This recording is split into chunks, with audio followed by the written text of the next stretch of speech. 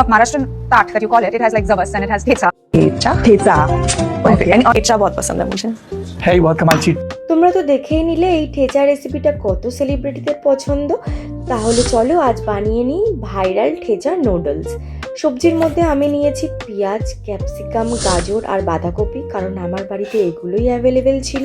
তোমাদের কাছে যদি বিনস, ব্রোকলি, টমেটো বা অন্য কোনো সবজি অ্যাভেলেবেল থাকে সেগুলোও নিতে পারো।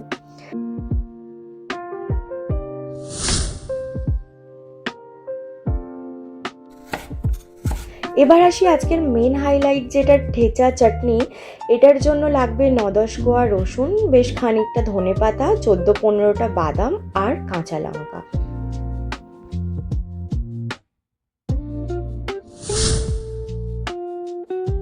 সবকিছু একসাথে একটু থেতো করে নিলেই তৈরি হয়ে যাবে এই স্পাইসি ঠেচা চাটনি। এবার নুডলসটা সিদ্ধ করে নেব।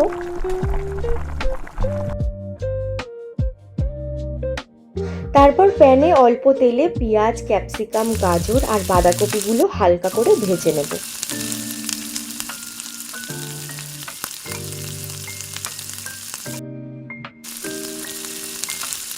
এবার এর মধ্যে সামান্য লঙ্কার গুঁড়ো আর স্বাদ মতো নুন দিয়ে দেব। এবার সেই স্পেশাল ঠেচা চাটনিটা দিয়ে ভালো করে মিক্স করে নিয়ে তারপর সিদ্ধ করার নুডলস দিয়ে সবকিছু সুন্দরভাবে টস করে নিলেই তৈরি হয়ে যাবে আমাদের ভাইরাল ঠেচা নুডলস।